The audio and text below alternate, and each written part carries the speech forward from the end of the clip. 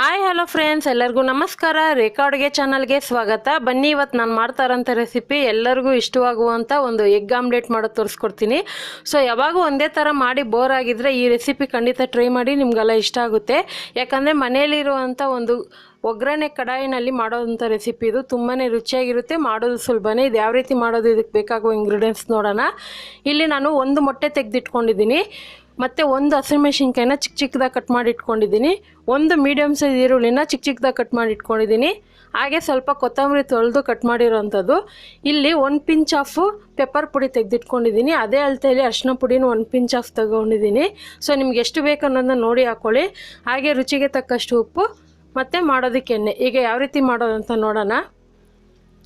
ಈಗ ಒಂದು ಬೌಲ್ ತೊಗೊಂಡಿದ್ದೀನಿ, ಇದಕ್ಕೆ ಹಸಿಮೆಣಸಿನ್ಕಾಯಿ, ಈರುಳ್ಳಿ, ಕೊತ್ತಂಬರಿ, ಮೆಣಸು ಪುಡಿ, ಅರಿಶಿನ ಪುಡಿ, ಉಪ್ಪು ಎಲ್ಲ ಹಾಕ್ಕೊತೀನಿ.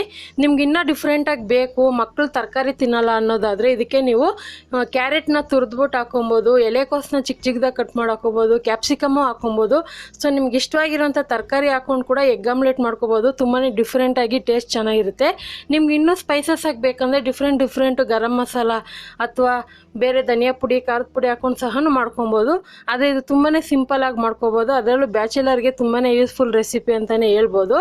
ಇವಾಗ ಇದೆಲ್ಲ ಚೆನ್ನಾಗಿ ಹಾಕೊಂಡ್ಮೇಲೆ ಇದಕ್ಕೆ ಒಂದು ಮೊಟ್ಟೆ ಹಾಕ್ಕೊಂಡು ಚೆನ್ನಾಗಿ 1 ರಿಂದ 1.5 ನಿಮಿಷವರೆಗೂ ಚೆನ್ನಾಗಿ ಬೀಟ್ ಮಾಡ್ಕೋಬೇಕು.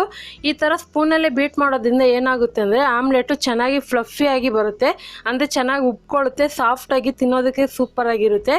ಸೊ ಈ ಥರ ನೀವು ಯಾವತ್ತೂ ಟ್ರೈ ಮಾಡಿಲ್ಲ ಅಂದರೆ ಒಂದ್ಸರಿ ಟ್ರೈ ಮಾಡಿ, ತುಂಬಾ ಇಷ್ಟಪಟ್ಟು ತಿಂತೀರ, ಅಷ್ಟು ಚೆನ್ನಾಗಿರುತ್ತೆ. ಆದರೆ ಇದನ್ನು ನೀವು ಕಡಿಮೆ ಉರಿ ಇಟ್ಕೊಂಡೇ ಬೇಯಿಸ್ಕೋಬೇಕು. ಐ ಫ್ಲೇಮಲ್ಲಿ ಇಟ್ಕೊಂಡು ಬೇಯಿಸೋಕೆ ಹೋದರೆ ಅದು ಒಳಗಡೆ ಬೆಂದಿರೋದಿಲ್ಲ, ಮೇಲೆ ಮತ್ತು ಕಲರ್ ಚೇಂಜ್ ಆಗಿರುತ್ತೆ. ಅದಕ್ಕೋಸ್ಕರನೇ ನೆನಪಲ್ಲಿರಲಿ. ಇವಾಗ ಇದನ್ನು ಚೆನ್ನಾಗಿ 1.5 ನಿಮಿಷವರೆಗೂ ನಾನು ಚೆನ್ನಾಗಿ ಬೀಟ್ ಮಾಡ್ಕೊಂಡಿದ್ದೀನಿ ಈ ಥರ ಸ್ಪೂನಲ್ಲಿ. ಸೊ ನೀವು ಜಾಸ್ತಿ ಜನಕ್ಕೆ ಮಾಡೋದಾದರೆ ಜಾಸ್ತಿನೇ ಹಾಕ್ಕೊಂಡು ಒಟ್ಟಿಗೆ ಬೀಟ್ ಮಾಡ್ಕೊಳ್ಳಿ. ಇವಾಗ ಸ್ಟವ್ ಮೇಲೆ ಒಂದು ಒಗ್ಗರಣೆದು ಕಡಾಯಿ ಇಟ್ಕೊಂಡಿದ್ದೀನಿ. ಇದಿಲ್ಲ ಅಂದರೆ ನೀವು ನಾರ್ಮಲ್ ಬಾಣಲಿ ಇರುತ್ತಲ್ಲ, ಸ್ವಲ್ಪ ಚಿಕ್ಕ ಸೈಜು, ಆ ಬಾಣಲಿಯಲ್ಲಿ ಸಹ ಮಾಡ್ಕೊಬೋದು. ಇವಾಗ ನೋಡಿ, ಅದಕ್ಕೆ 1 ಟೇಬಲ್ ಸ್ಪೂನ್ ಎಣ್ಣೆ ಸಹ ಹಾಕ್ಕೊಂಡಿದ್ದೆ.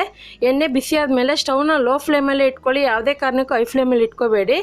ಈಗ ಇದನ್ನು ನಿಧಾನಕ್ಕೆ ಸ್ಪೂನಿಂದ ತಿರುಗಿಸ್ಕೋಬೇಕಾಗುತ್ತೆ. ಇದು ಯಾವುದೇ ಕಾರಣಕ್ಕೂ ಅರ್ಧದಲ್ಲಿ ಕಟ್ಟಾಗೋದಿಲ್ಲ, ಆದರೆ ರೌಂಡ್ ಶೇಪ್ ಅನ್ನೋದನ್ನ ಕರೆಕ್ಟಾಗಿ ಬರುತ್ತೆ. ನೀವು ಒಂದ್ಸರಿ ಟ್ರೈ ಮಾಡಿ ನೋಡಿ. ಹಾಗೆ ನಿಮಗೆ ಮೊಟ್ಟೆನಲ್ಲಿ ಬೇರೆ ಥರ ರೆಸಿಪಿ ಬೇಕಂದರೆ ನಾನು ಆಲ್ರೆಡಿ ಅಪ್ಲೋಡ್ ಮಾಡಿದ್ದೀನಿ, ನೀವೇನಾದರೂ ನೋಡಿಲ್ಲ ಅಂದರೆ ನೋಡಿ. ಸೊ ನೋಡ್ಬಿಟ್ಟು ನಮ್ಮ ಚಾನಲ್ ಇಷ್ಟ ಆದರೆ ಸಬ್ಸ್ಕ್ರೈಬ್ ಮಾಡ್ಕೊಳ್ಳಿ. ಇವಾಗ ಇದನ್ನು 2 ಕಡೆ ತಿರುಗಿಸ್ಕೊಂಡು ಬೇಯಿಸ್ಕೊತೀನಿ ಚೆನ್ನಾಗಿ. ಕಲರ್ ಜಾಸ್ತಿ ಡಾರ್ಕಾಗಿ ಮಾಡೋಕ್ಕೆ ಹೋಗಬೇಡಿ, ಯಾಕಂದರೆ ಮೇಲೆ ಜಾಸ್ತಿ ಡಾರ್ಕ್ ಆದರೆ ಅದು ನೋಡೋಕ್ಕೂ ಚೆನ್ನಾಗಿರಲ್ಲ, ತಿನ್ನೋಕ್ಕೂ ಫ್ಲೇವರ್ ಒಂಥರ ಸೀದೋಗಿರೋ ಸ್ಮೆಲ್ ಥರ ಇರುತ್ತೆ. ಅದಕ್ಕೋಸ್ಕರ ಕಡಿಮೆ ಉರಿ ಇಟ್ಕೊಂಡು ಬೇಯಿಸ್ಕೋಬೇಕು. ಇವಾಗ ಆಲ್ರೆಡಿ ಚೆನ್ನಾಗಿ ಬೆಂದಿದೆ. ಇವಾಗ ಇದನ್ನ ಎತ್ತಿ ಒಂದು ಪ್ಲೇಟಿಗೆ ಸರ್ವ್ ಮಾಡ್ಕೊತಾ ಇದ್ದೀನಿ. ಇದನ್ನು ನೀವು ಊಟದ ಜೊತೆ ನೆಂಚ್ಕೊತೀನಿ, ಅಥವಾ ನಿಮ್ಗೆ ಯಾವಾಗಾದ್ರೂ ಟೈಮ್ ಪಾಸ್ ಕೂಡ ಮಾಡ್ಕೊತೀನಿ. ತುಂಬಾ ಚೆನ್ನಾಗಿರುತ್ತೆ. ಖಂಡಿತ ಇವತ್ತಿನ ರೆಸಿಪಿ ನಿಮ್ಗೆಲ್ಲ ಇಷ್ಟ ಆಗಿದ್ರೆ ನೀವು ಇದೇ ರೀತಿ ಟ್ರೈ ಮಾಡಿ. ಯಾವ ರೀತಿ ಬಂದು ಅನ್ನೋದನ್ನ ಪ್ಲೀಸ್ ಕಮೆಂಟ್ ಮೂಲಕ ತಿಳಿಸಿ. ಇಷ್ಟ ಆದರೆ ನಿಮ್ಮ ಫ್ಯಾಮಿಲಿ ಫ್ರೆಂಡ್ಸ್ಗೂ ಶೇರ್ ಮಾಡಿ, ಹಾಗೆ ಒಂದು ಲೈಕ್ ಮಾಡಿ. ಮತ್ತಷ್ಟು ಈಸಿ ರೆಸಿಪಿಗೆ ರೇಖಾ ಅಡುಗೆ ಚಾನಲ್ನ ಸಬ್ಸ್ಕ್ರೈಬ್ ಮಾಡ್ಕೊಳ್ಳಿ. ಈ ವಿಡಿಯೋ ನೋಡಿದ್ದಕ್ಕಾಗಿ ಎಲ್ಲರಿಗೂ ಧನ್ಯವಾದಗಳು.